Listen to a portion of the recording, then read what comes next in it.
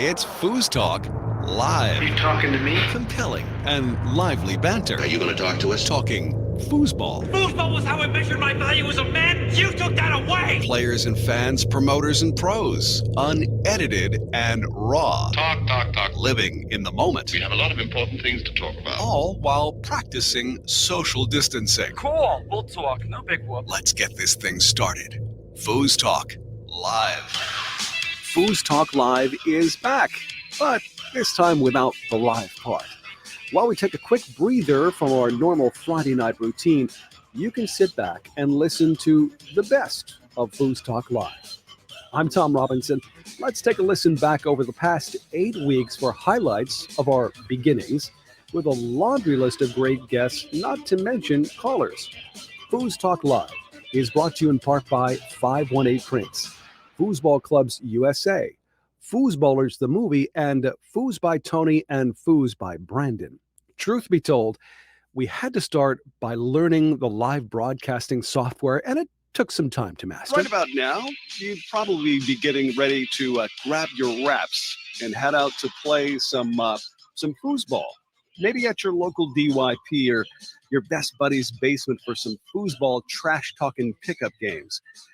Well, since that's not really something we can do, let's talk. Yeah, let's talk about foosball. It's called FoosTalk Live. I'm Tom Robinson of Foosball Radio, and we have teamed up with Inside TV to go live to chat about our favorite sport, foosball. And first, allow me to introduce my co-host, a man who really needs no introduction. I'd like to welcome to the show one of the world's greatest play-by-play foosball commentators. Please welcome Jim Stevens. Hello, Jim. Oh, thank you, Tom. Thank you. Can you hear me okay? I can hear you. So here it is, the first episode of FoosTalk Live, and we're essentially flying by the seat of our pants. Everything works, right? We really are. And of course, oftentimes with these sort of things, it's a trial and error thing. We've done as much preparation as we possibly could, but there's always something, isn't there, that we need to address and it's fix. There's always that, right? We have to figure out where the buttons go and how they work and all that kind of thing. So, But yes, I'm really excited about this and about the potential for this, about interacting with foosball players around the world and kind of finding out where they're at during these difficult times. And of course, we're going to talk lots of positive stuff as well. Jim Stevens and I had lots of help from our friends, including Nino DeJean and Chuck Dooley from Foosball Radio.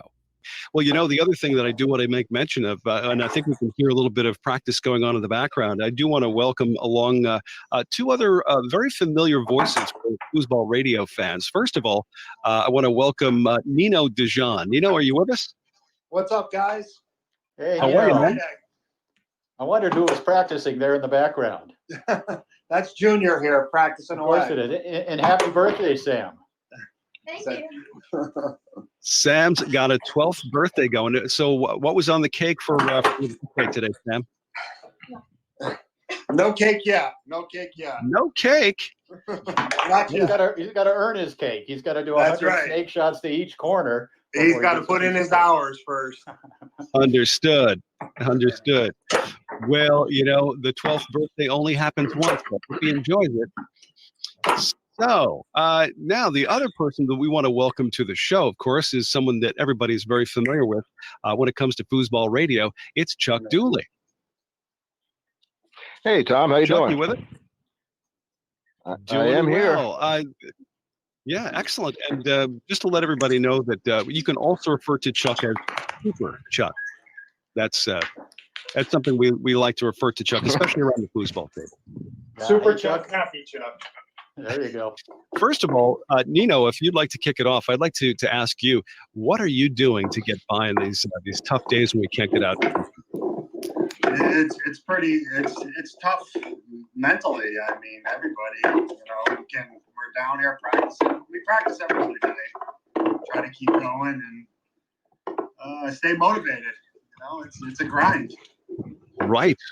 Now, of course, Sam would have been competing in a lot of tournaments coming up, and so what's going to happen to the points when it comes to Sam's career this year? we'll have to see what happens with the tour. I mean, that's kind of where we're at right now. I think everybody's on pause. As everybody's paused, and we'll have to see what happens. So, what I'm very curious when it comes to this interruption in the tour. What's normally happening? People, when they compete, they gain points. This kind of thing. What do you think? I mean, it's hard to predict, but what do you think would be the best way to make it fair when things do kick in again? How do you adjust for the point system? What happens there? I'm not sure you can necessarily. I think you probably just have to sort of pick up where you've left off, because I don't think there's a simple answer to that. The other thing also is this is a qualification year heading into next year's World Cup.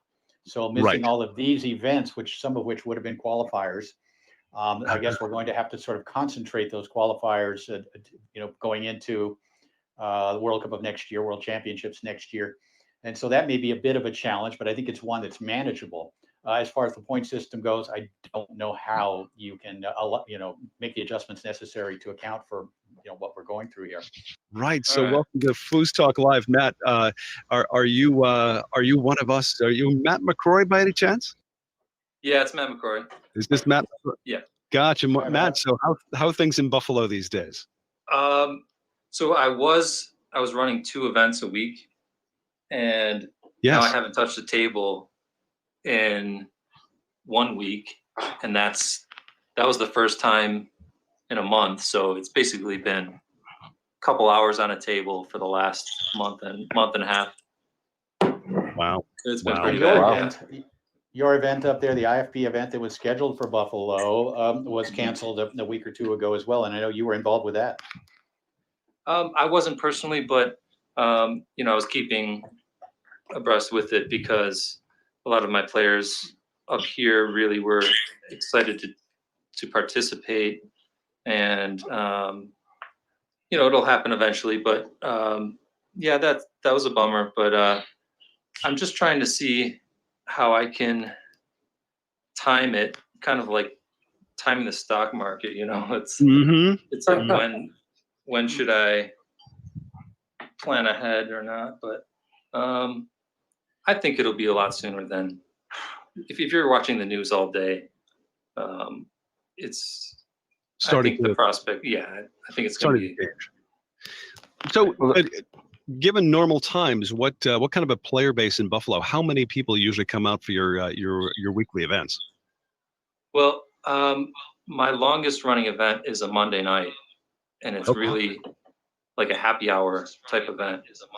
So it's not a tournament, and I get a lot of participation out of that. I get 16 players a week.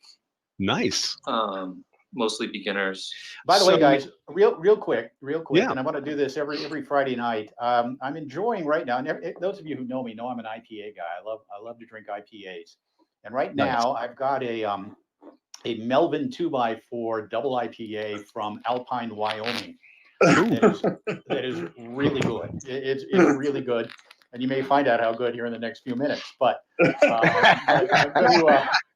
I'm going to try to enjoy a different beer every Friday night with you guys. Kind of hang out. Okay. Hang out with my favorite New Yorkers, and I'm definitely down with that.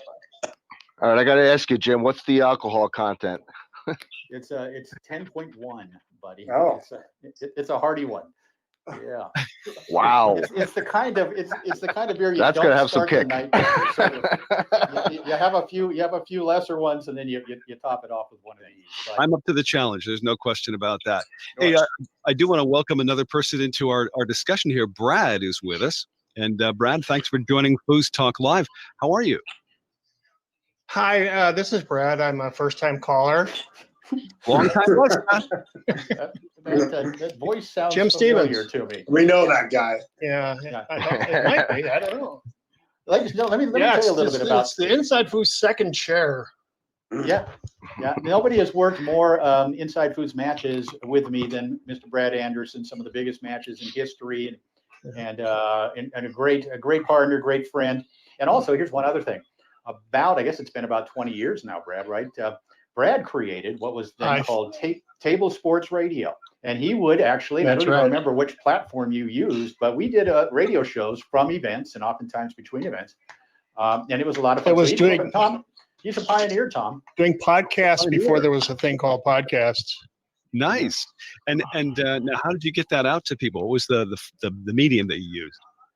Well, this is prior to the days of streaming, so Yes. you had to go out. The shows were basically recorded during an event during the day. We try to do one every day of an event, and I'd kind of piece them together. Mm-hmm. And I have to find some Wi-Fi someplace. Got and I usually end up paying for it. Was there So Wi-Fi? it's very much of a shoestring thing, but it was a lot of fun. It was for me, it was going into it. I knew absolutely nothing about broadcasting, about audio editing, anything like that, but it was Right. something I thought was needed, and it was a lot of fun doing it. No, it's interesting because when you first step out into something like that, how do you attract an audience? What were you doing? Were you just sending out notices by email? Primarily just putting the word out, like message boards, things like that. Because again, this was 2004, and again, there wasn't any streaming, and in fact, there was very little information coming out of the tournaments, other than people might call their friends at home and kind of give them an idea what was going on at the event, but not really much information other than that. So Okay. I just kind of had the idea that one day, but I figured you could put something together, basically a laptop and a microphone, Mm-hmm. and it got slightly more involved than that, but not much. Well, you're very forward thinking, and of course, you're way ahead of the pack on that one for sure. You know, And and now it was everybody- primarily, I say, it was primarily set up to be downloaded. So again, Yeah. it wasn't streamed or anything like that. So Oh, that's pretty great. low bandwidth, but it was fun. I learned a lot doing it. Well, And Jim as a helped me out radio- a tremendous amount. Well, yeah, it was a lot of fun. It really was. And as a Yeah. radio pioneer, a foosball radio pioneer, maybe we'd love to have you join us with features. Maybe there's something you could do for us here at FoosTalk Live as well. One other interesting story, because Brad and I both grew up as radio guys. We love baseball. We love listening to baseball on the radio. We love the radio, period. But in 2006, we traveled over to Italy to do the World Championships for the first time. It was October of 2006. And the multi-table ITSF World Championships were in the mountains of Italy. And we got in there intending to stream. Of course, we were going to record the videos of the matches. But we got there and the internet was almost not. I've seen, in fact, I'll tell you a little secret. Jim Stevens can call a match and not even be watching it. Brad. The next thing He's good. He's good. Next thing you're going to tell me I use No, a that's how banana good as he a is. microphone. I like to think of myself as the Steve Stone to Jim Stevens, Hawk Harrelson. You're dating Hey, yourself. Brad, I have to imagine you've got a Jim Stevens story or two, don't you? Yeah. I got a couple. Let's us start with Save those one. for now. later on. Remember that non-disclosure, Brad. Remember the non-disclosure. Oh, didn't wait a minute, sign- hold on. I got to go through the files to find that. Uh-oh. I could be in trouble here, folks. Okay, here's a No. question, Jim. In all fairness, is there such a thing as trash talking in commentating? Do you do that? Oh God, yes. Oh, of course. That was one of the staples early on, and Brad started working with me. I want to say 2000, right around there, Brad. 2000, 2001. 2005, I think. Was it that? Was it later? Nationals. I think 2005 was the first one. Oh, okay. All right. So I'm only out by 5 years. But Yeah. But no, of course, part of my shtick used to be that I was picking on my color man. That's just part of it. And if you ever heard any of the matches I've done with Mark Torres, it goes both ways. And again, Mark Torres. I used to love Mark Torres. Yeah, I used to also. But I often say, no, Brad was always very consistently good. Just a consistent color man. With Mark Torres could be the best I've ever had, but also the worst. You know, Okay. Correct. So, but there were times, sure, we would banter. There is absolutely trash talking in the booth, more than you may know. Our first guest was none other than Hall of Fame player and promoter Uncle Don Shalafo. Yeah, real quick here, Tom. I am enjoying tonight, and I'm going to try to do this every Friday night, and I believe you're joining me tonight. Yes. We're going to have a beer. My beer of choice this week is the La Cumbre Elevated IPA out of Albuquerque, New Mexico. Ooh. 7.2 alcohol by volume. Kind of a Okay. tropical nose, sort of a citrusy, kind of a classic IPA flavor, and very, very good. How about Very you? nice. Well, I've actually kind of tapped into your part of the country here in Colorado. Fort Collins is the origin of this particular IPA. I love the label. It's called Voodoo Ranger. Let's see if I can get this open here. Oh, there we go. Voodoo Ranger, and it's based on a Belgium ale, but it is an IPA. And let me just give you an idea. I'll give you my honest opinion here. All right. I find it very good. It's the New Belgium Brewery in Fort Collins. Yeah, very nice, very, very nice. Now, this I like a Belgian ale, but of course, I like some of the other IPAs that have a bit more bite. Yes, you got to have those hops. Yeah. Yes, indeed. So this is something that we'll have to maintain this tradition. So yes, absolutely, and let's toast. Here's to you, and here's to the success of FoosTalk Live each Friday night moving forward. Oh yeah. And Cheers, to you everybody. too, Jim, for being a big part of this. Of course, you bring all the credibility to the table here. I'm just another pretty voice. And a pretty voice it is, Tom. Well, I bet you tell that to all the boys. But so anyway, it's something that we, as we proceed through this process of doing FoosTalk Live, conceptually speaking, I mean, you're in Colorado, I'm in upstate New York, and there's a lot of players in between. Yeah. Well, this gentleman, and we kind of teased it early, this gentleman, a two-time world champion in open doubles during the 1980s. He played in 4 doubles finals during that decade. An old friend of mine, and I don't mean age, I just mean length of time we've known each other since the late 70s at Happy Jacks out in Lakewood, California, and beyond. And a man who kind of returned to the Pro Tour over the last several years and has had some success as a player. Also a promoter in the Chicago area. I'd like to welcome my very good friend, Don Chalafu. How you doing, Jimmy? Donnie, good to hear your voice. And of course, we would have been together tonight and throughout the weekend. This would have been the weekend of the Illinois State Championships. And also, coincidentally, your 70th birthday. And I believe that's tomorrow, is it not? Correct, yes. Happy birthday. From the entire foosball community, Don, a beloved individual in the history of the sport, a legendary figure in the history of foosball. From all of us, a very, very happy 70th birthday to you. Yes. Well, thank you very much, Jim. I appreciate it. So, Don, we'll start off with what you're doing right now. I know, obviously, you're not running a big foosball tournament as you'd hoped, but sheltering in place as we all are. Are you getting in a little practice time while you're at home? Well, yeah, I'm lucky enough to have Kenny Dale here with us. When the tour got canceled, Mary was looking for a home for him, so I said, "Come on down, Kenny." And he's been beating me up, Jim. He's beat me up a lot.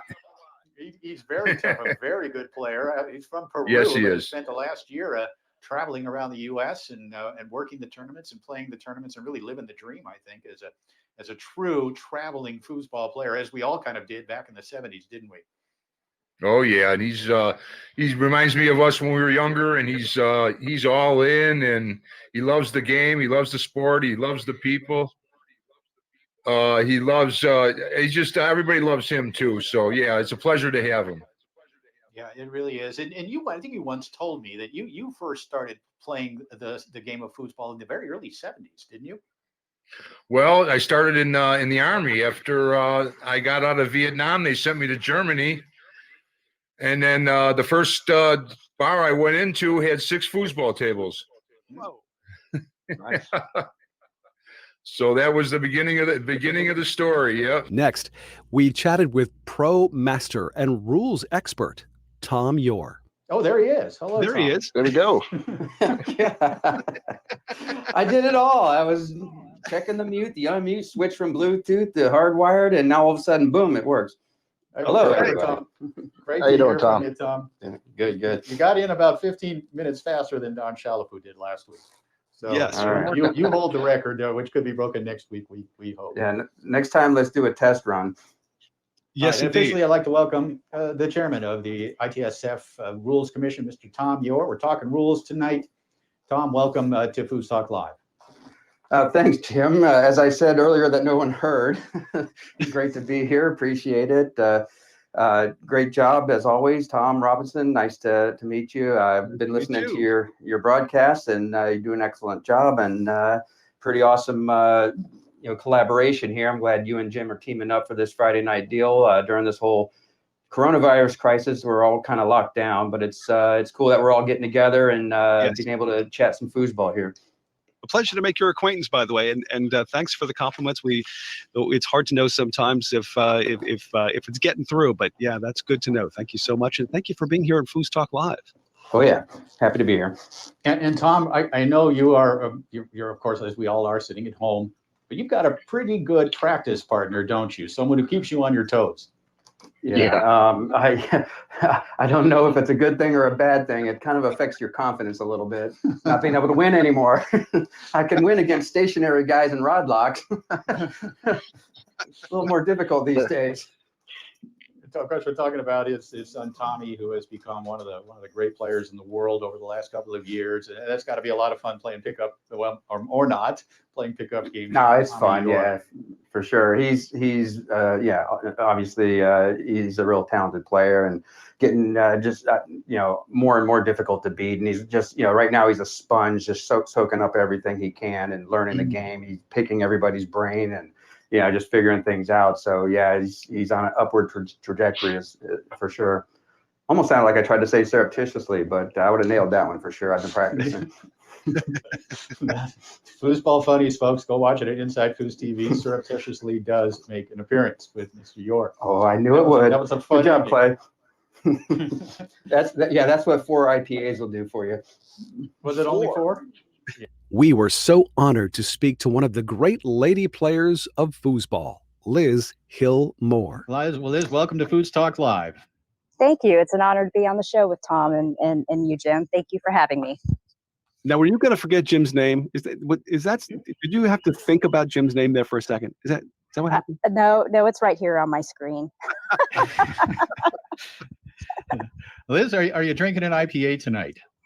I am not drinking an IPA. I am having a glass of wine, which is what I prefer. Mm-hmm. I do like beer on occasion, but I enjoy red wine. Red wine, and describe for us the style, because I love wine too. People who like IPAs can also like wine. So what is it? Is it a Pinot Noir? Or are you having a Cabernet? What's the deal? This one is actually a Pinot Noir, and the name of this particular Pinot is called Elizabeth. So I thought, this is what I'll have tonight. Usually, though, I have I really like red blends, and they're affordable, they're tasty, and I probably drink red blends more. But I thought I'd break out the Pinot tonight. Awesome, very nice. It's so nice of you to join us from Oklahoma, by the way. Thank you. And what exactly are you doing with yourself these days, since playing isn't an option? Well, playing at home is an option. However, my husband Eric plays, so we do get to play a little bit of foosball here at home. But my days are pretty busy because I have a job that I work from home at, and then I have 3 kids here at home that are having to do schoolwork. The senior, not so much, because he got out easy his senior year. He's really not doing any more schoolwork. But my daughter, who's 16, is, and the 8-year-old requires extra time with his schoolwork. So I have that going on in the middle of the day as well. And you sleep when again? I'm sorry? You sleep when again? When do you get rest? Oh, I do find time to sleep. Yes. Okay. I actually like to go to bed early and rise early. I like to wake up around 6:30 if I can.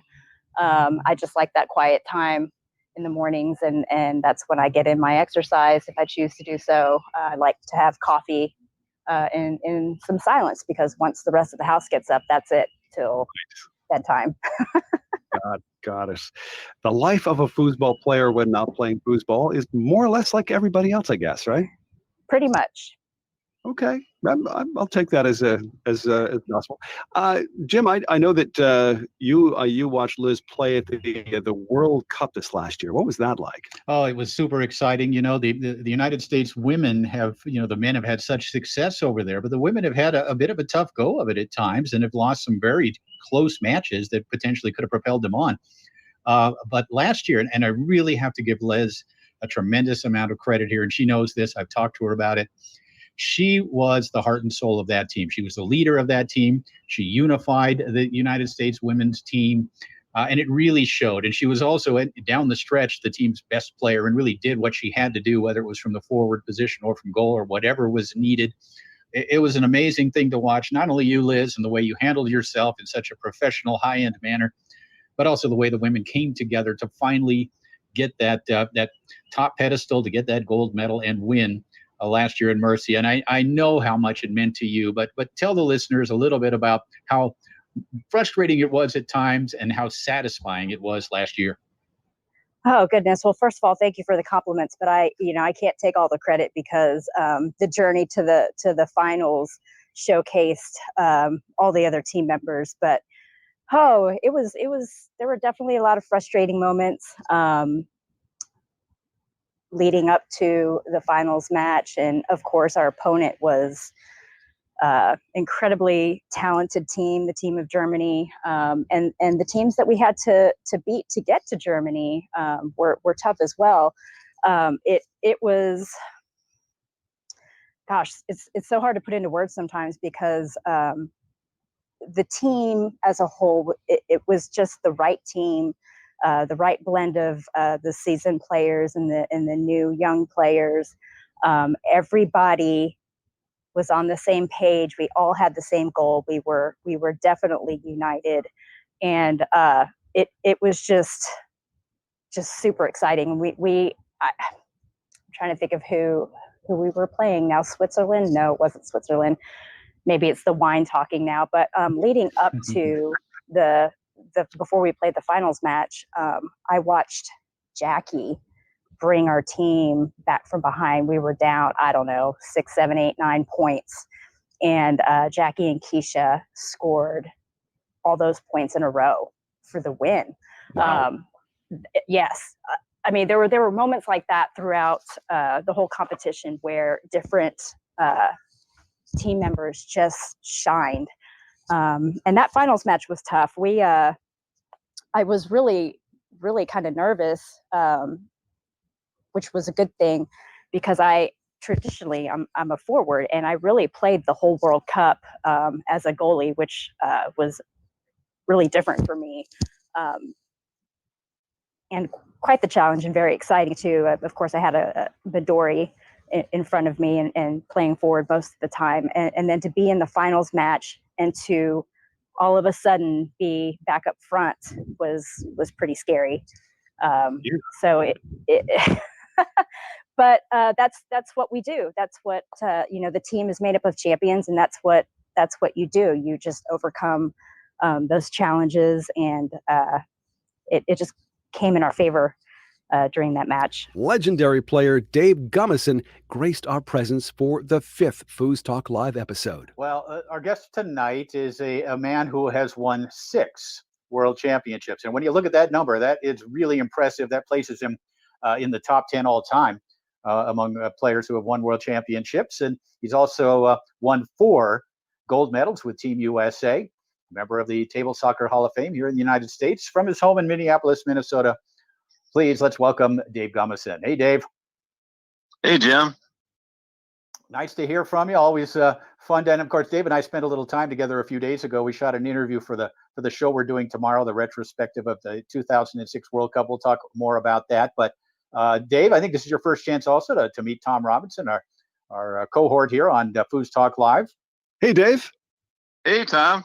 Great to have you along tonight, man. This is so cool. I've heard your name for years, even though I'm just a regular local barfly player. I've heard the name Gummison many times in upstate New York. Wow, way up there. Yeah, Way up here, where it gets as cold as Minneapolis, Minnesota sometimes. Do they have electricity up there yet, Tom? What's that again, Jim? Do they have electricity up there yet? Indoor plumbing? We're working on it. It's coming down the pike sometime soon. Well, Dave is one of the few players, Tom, that can really talk about every single era of table soccer. We talked about it a little bit earlier on in the broadcast, Dave, that you really got your start at the tail end of the tournament soccer era, among some of the great names in the history of the sport up there in the Twin Cities area. Yeah, I started in '76. So that was the year Bells and Bednar won the World Championships. And I remember I was 13 years old walking into an arcade. Actually, I think when I first saw the publication that they won, I was 14. And just how exciting that was and how motivating it was to see how big it was. I really got bit hard by the foosball at a pretty early age. As so many of us did. But talk about some of the other names you mentioned, the Bells and Bednar, who were one of the great teams of that era. But you also were exposed early on to Wiz and Furry. Yeah, of course. Yeah, Wiswell and Furry were I mean, that's a team that I just really looked up to and idolized as a young player. In fact, so much so that I tried to copy Wiswell's style and the way he shot and everything, which was pretty hard to do because nobody really could shoot a pull shot like him. I would literally follow them around and watch all their matches when I first started playing. And then, of course, on the Dynamo Tour, the 1980s, is that where you won your first world championship? Yeah, I won a mixed title with Cindy Head in 1986 at the Dynamo World Championship. Actually, that was the year they had Tornado and Dynamo. Right. And you won on the Dynamo side in mixed doubles with Cindy Head, of course. Yeah. One of the greats ever. Yeah, it was weird. That was the first time I'd ever played with Cindy, and it was quite an experience. I remember I shot a back pin a lot of the matches, including the finals. Wow. And a back pin is something you could shoot on a Dynamo. Tornado, much more difficult to shoot that particular series, and I kind of miss it. I think the back pin was a great series, and if you could do those banks, you had a lot of options. Yeah, I didn't really do the banks much. It was more just push, pull, middle, a lot of fakes and feints and stuff to both sides, but it was a lot of fun. It's a lot more fun to shoot that than a pull shot.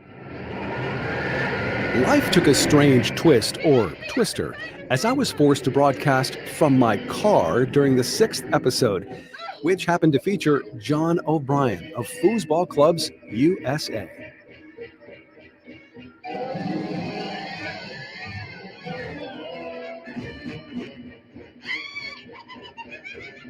And I'm Tom Robinson, and we are broadcasting live, sort of in an emergency situation here. We are not able to do this from our normal studio because of a power outage.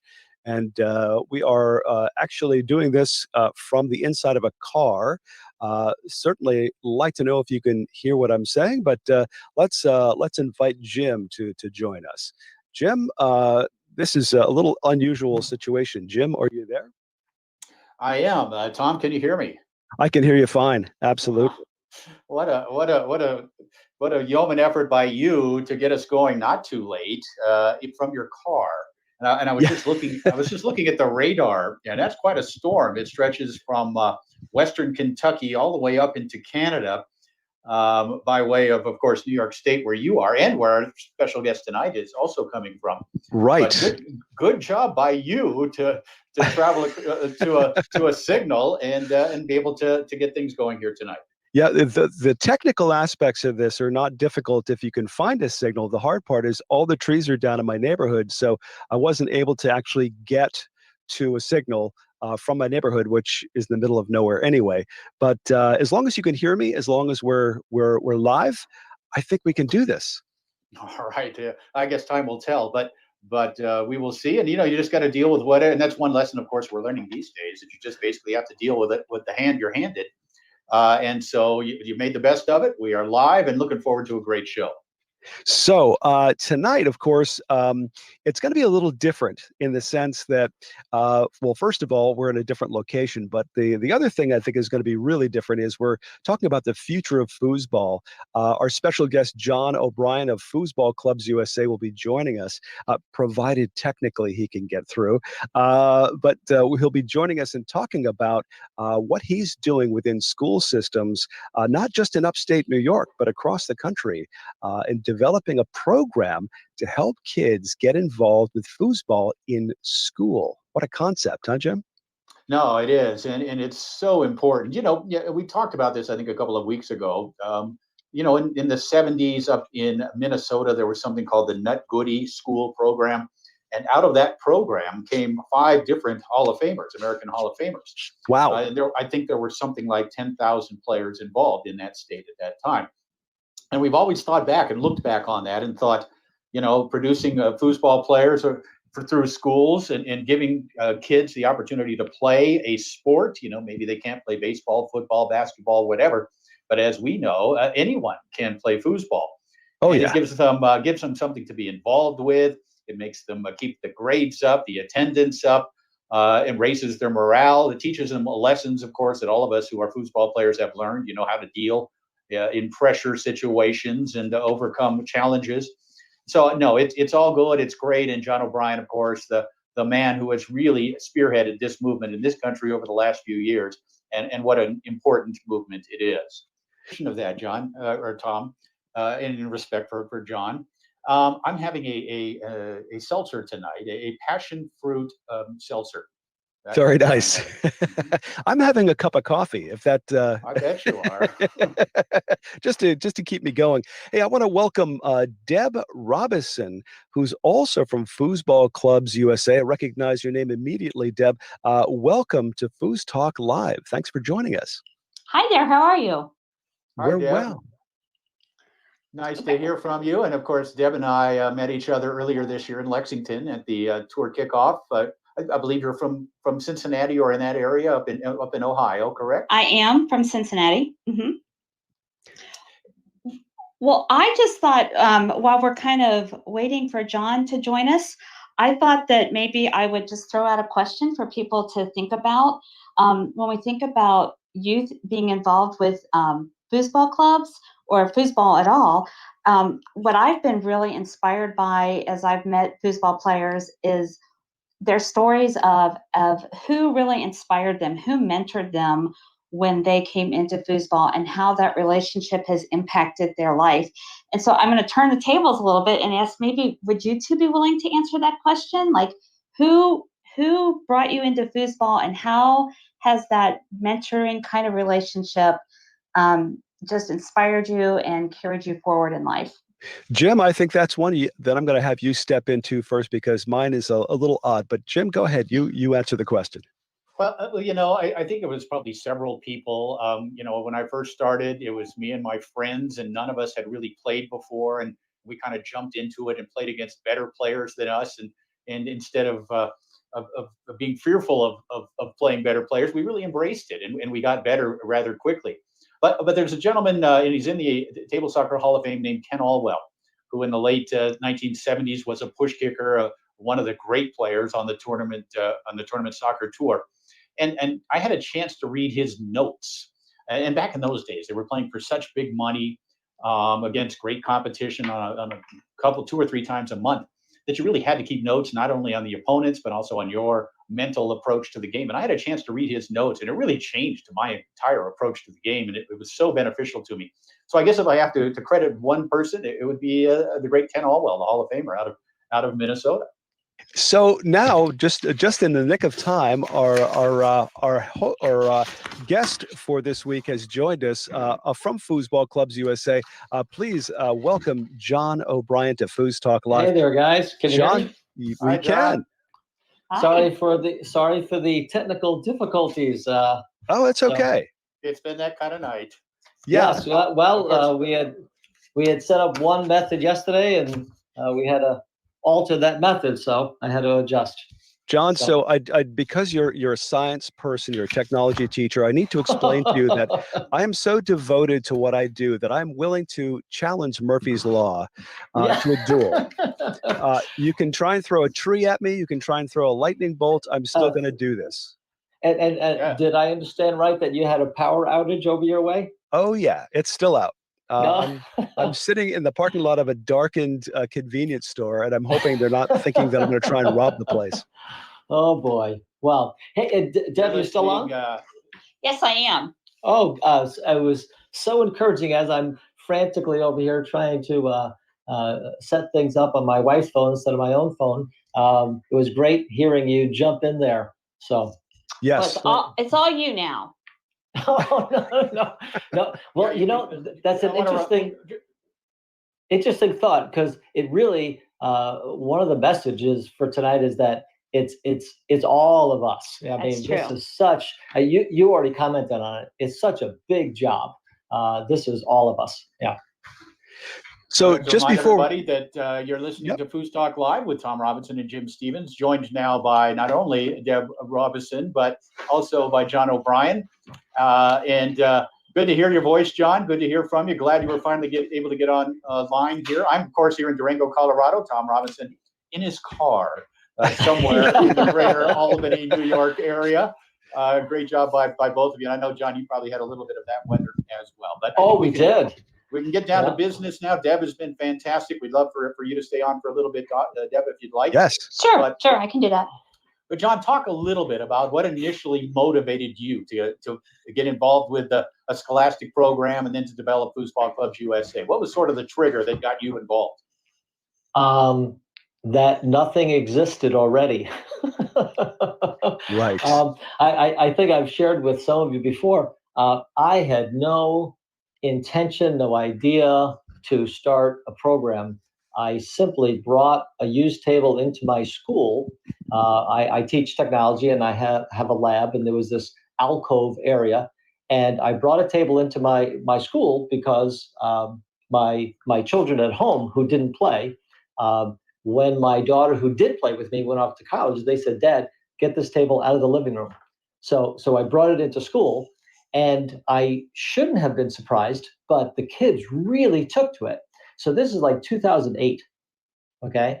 And so for about 2 years, my students, they'd rush down early and they'd play. And this is an old kind of a beat up Premier table, nothing really fancy. And one thing led to another, and I realized, okay, kids are getting into this. Maybe I should see if we could start a school club.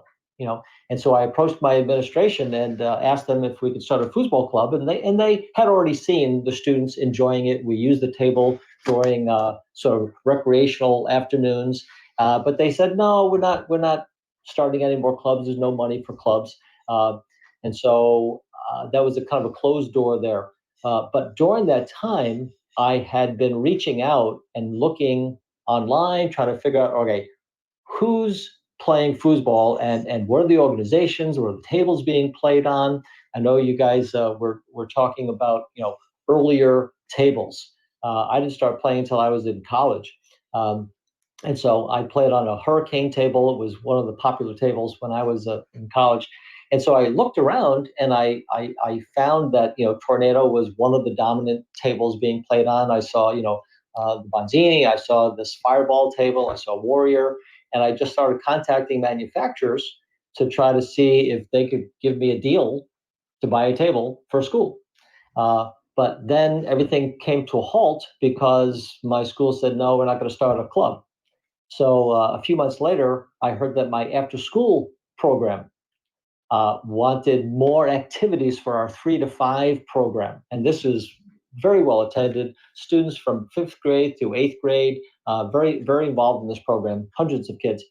And so I thought, there might be an avenue, and there was grant money available. And so I pitched the idea of starting a program with 2 tables, and they approved it. And so we bought 2. Dave Corrington, I consider like the godfather of our program here, because he was still over at Valley Dynamo, and he helped me pick up 2 tables. They were home model tables, just the classic home model table. Nothing, didn't have the split bearings. But as far as I was concerned, I mean, that was a much better table than I was playing on in my school already.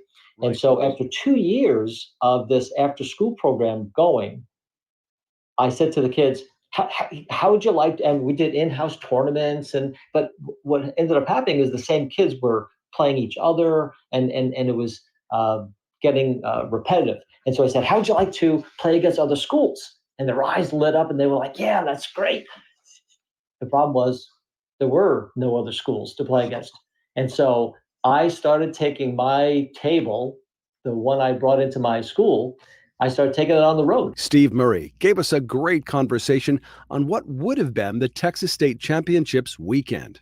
Well, without further ado, Jim, let's bring on this week's guest, Steve Murray. Steve, are you there? Are you waiting for us? Hi, guys. Hi, Steve. Hello. How are you? I'm good. How about you guys? Safe and sound with the power going and no tornadoes touching down anytime soon in our neighborhood, which happened last Friday. So we're in good shape. Yeah, I was listening to some of that. Yeah. This is usually Tornado Alley down here. I was going to say, that's something that's just a walk in the park for you. You're in what part of Texas again? Fort Worth, Texas, North Texas. Nice. Tornado Alley, they call it. Got it. And this weekend would be the big Texas State Championships. Yeah, it's man, it's really strange not being in the ballroom, getting geared up for the Friday night DYP right now. I can tell you, and seeing everybody that we've been seeing for so many years. Yeah, it's been a strange day, Tom. How many times have you personally been at that particular tournament? Oh man, like 32 times I've been there, and wow. I've ran it for 29 years, and it's just been a huge part of every year for as long as I can remember. Wow, it's an amazing tradition for sure. Absolutely. And go ahead, Jim. Steve, it's great to hear your voice again. Of course, Steve Murray and I go way back. In fact, something that a lot of people don't know is that Steve Murray is responsible for bringing me out on tour in 1993 with Inside Foods. He saw something that he thought would be beneficial to the Pro Tour. He brought us in, and we've been there ever since. So every time I see Steve, I try to thank him for that. Thank you, Steve. Well, you're welcome. You're welcome. And Tom, just so you know, back in the day, back in the Stone Age, when I was a kid, coming up, and we were just starting to get to where people were starting to record matches, and they were bringing their digital recorders, and people were bringing their tripods, and it was we were getting to that state of where technology was. Then comes Jim Stevens, and I'm telling you, I was amazed. I was simply amazed when I listened to his first couple of Fooscasts, and I told the bosses at the time, I said we'd be absolutely crazy if we didn't try to get this guy on board for the tour. Right. Wow. And now I'm telling you, anybody that has a tournament that, whether it be a regional or a state or one of the, like World Cup, it's just not the same without Jim Stevens doing the play-by-play and really calling the action. I can't even fathom thinking about a tournament without him. And I'm not blowing smoke. That's true. I think everybody feels the same way. That's great. Well, I'm going to have to talk to you privately about maybe some blackmail material you might have from the past, 25 years, something like that. Oh, I got whatever you need, Tom. Don't worry about it. Oh, ouch. It's bad enough that Brad Anderson gets me every week, and I'm hoping to hear from Brad tonight. But now I got Murray. Murray doing it. Between me and Brad and Mark Torres, I think we can come up with some dirt somewhere. Oh, just don't bring up that night back in 1995, and you know which one I'm talking about. And that's here we go. That's stored away for good. Don't worry. For those of you who don't know, of course, Steve Murray, a Hall of Fame player, the first ever player to triple at the World Championships. He did that in 1987 when he won doubles, singles, and mixed doubles. Wow. Only one other player has ever done that, and that's Frederic Collignon, who I believe has done it 5 times. But Steve was the first. Steve also worked for the Tornado Table Soccer Company for for quite a long time, I guess more than a decade. Is that right, Steve? You were instrumental in driving the promotion of Tornado, certainly when I was first involved, and then on through the 90s as well. Yeah, actually, I started, Jim, in '82 when Ed McLeod was still running the show. And I started in the shop building tables, believe it or not. They said, hey, how would you like to come to work for Tornado? And at the time, I thought it was a great idea. Cool. And I worked in the shop for a while, and then I got promoted to being the parts manager and then shipping manager. And before you knew it, I was the promotions manager.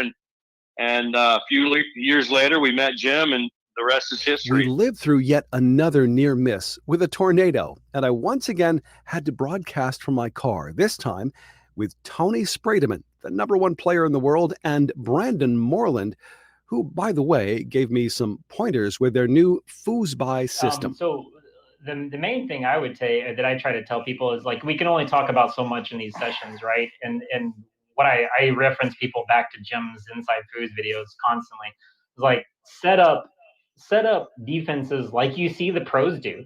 Go in and watch, just pause it and go like, okay, this guy's setting in a push shot the same way I'm setting it up.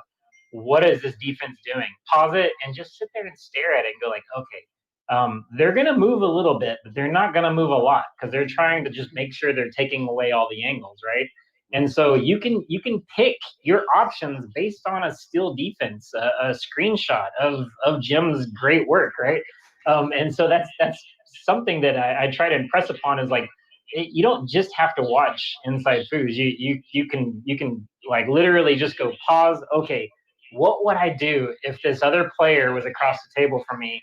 What would be my reaction to this? Would I, am I going to try to take chances and go around the defense? Am I going to blah blah blah? So let's take it up a notch. We're talking about like a pro level player that's got all these shots that he can go for.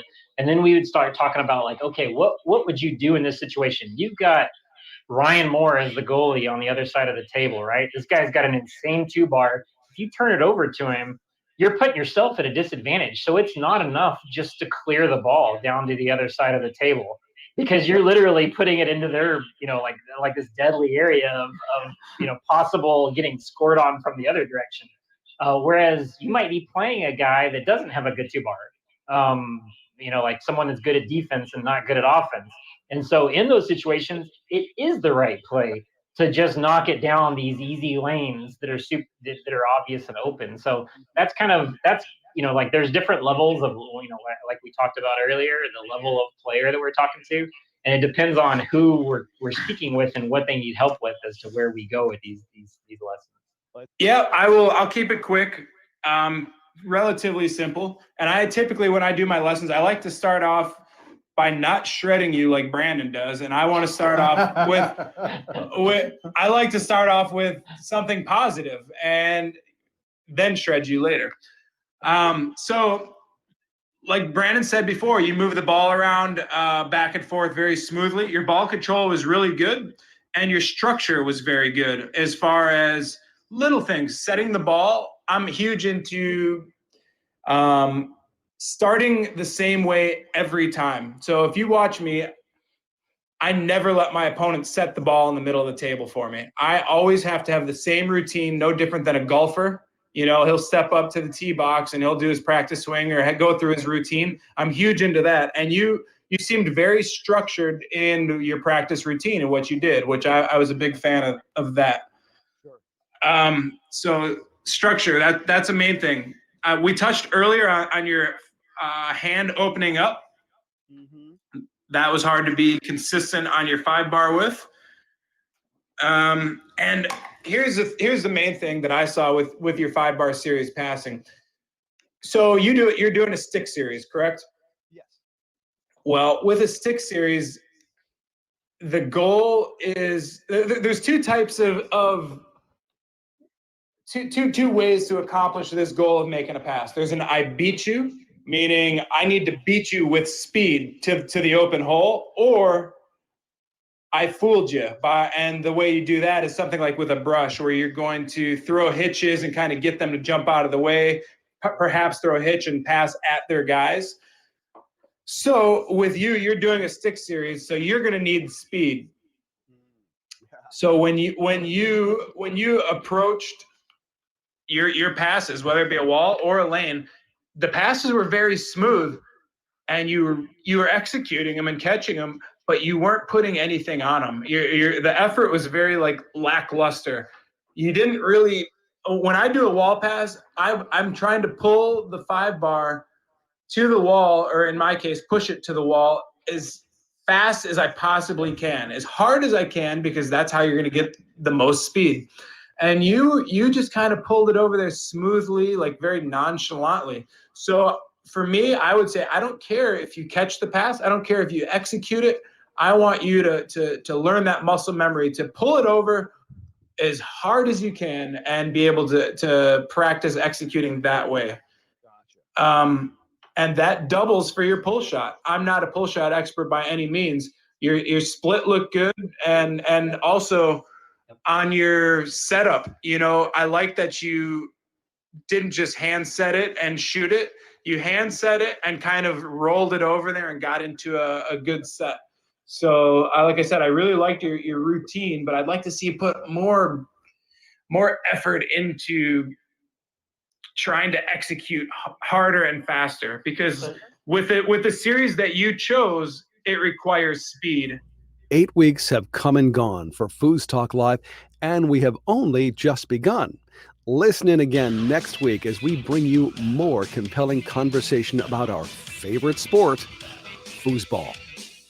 FoosTalk Live is brought to you in part by 518 Prince, Foosball Clubs USA, Foosballers the Movie, and Foos by Tony and Foos by Brandon. FoosTalk Live is a production of Foosball Radio and Inside Foos TV, all rights reserved. Please share it with as many people as possible.